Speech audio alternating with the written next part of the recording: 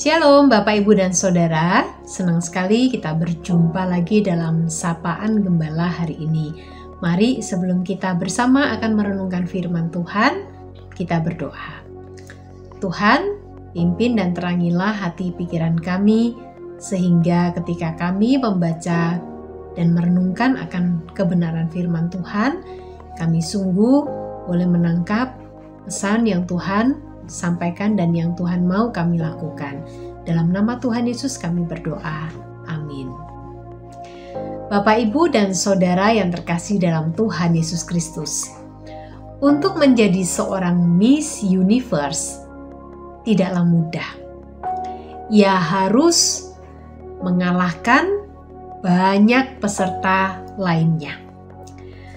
Tentu orang yang akhirnya terpilih menjadi seorang Miss Universe merasa senang dan bangga.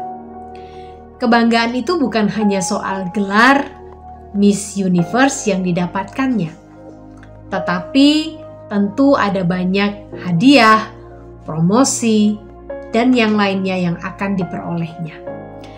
Saudara, menjadi seorang Miss Universe tidak hanya berhenti di panggung perlombaan, tetapi ia akan melakukan tugasnya sebagai duta kemanusiaan, sebagai duta kegiatan sosial, dan yang lainnya. Kehadirannya harus menjadi berkat dan membawa hal-hal yang baik bagi siapa saja yang dijumpainya. Ia harus menjalani panggilannya sebagai seorang Miss Universe dengan bertanggung jawab.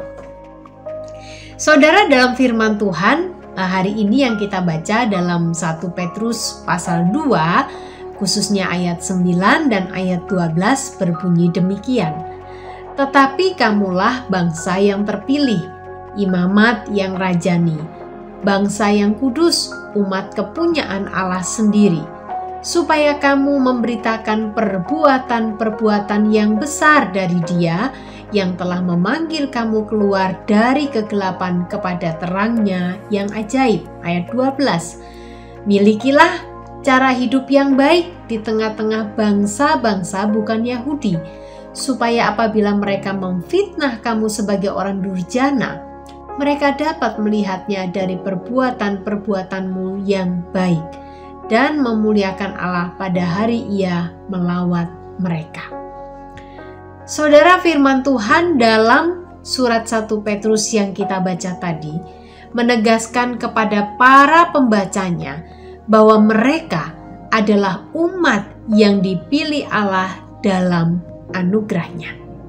Tentu status ini membahagiakan, tetapi di satu sisi ada sebuah tanggung jawab besar yang harus dihayati dan dilakukannya, yakni memberitakan perbuatan-perbuatan Tuhan yang besar.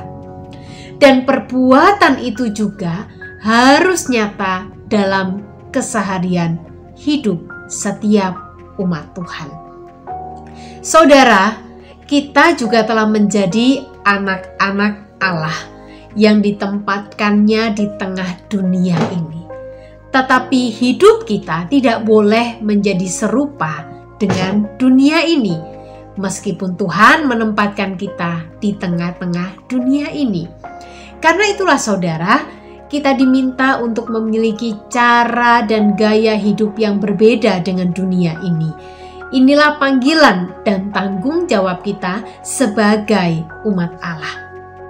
Tujuan hidup kita hanya ada dalam dua pilihan, yakni hidup mempermuliakan Tuhan ataukah mempermalukan Tuhan yang kita sembah. Karena itulah Bapak, Ibu, dan Saudara, mari kita menjadi duta Kristus di tengah dunia ini, yang di dalam anugerahnya Tuhan telah memilih kita dan Ia menempatkan kita untuk sebuah tujuan, yaitu mempermuliakan Tuhan. Kiranya Tuhan memampukan setiap kita. Mari kita berdoa. Tuhan mampukanlah setiap kami, sehingga dalam segala laku, ucap, sikap kami sungguh boleh mempermuliakan Tuhan. Dan kiranya hidup kami menjadi berkat bagi setiap mereka yang kami jumpai dalam kehidupan keseharian kami. Dalam nama Tuhan Yesus kami berdoa dan mengucap syukur. Selamat menjalani kehidupan sebagai duta Kristus di tengah dunia ini. Tuhan memberkati.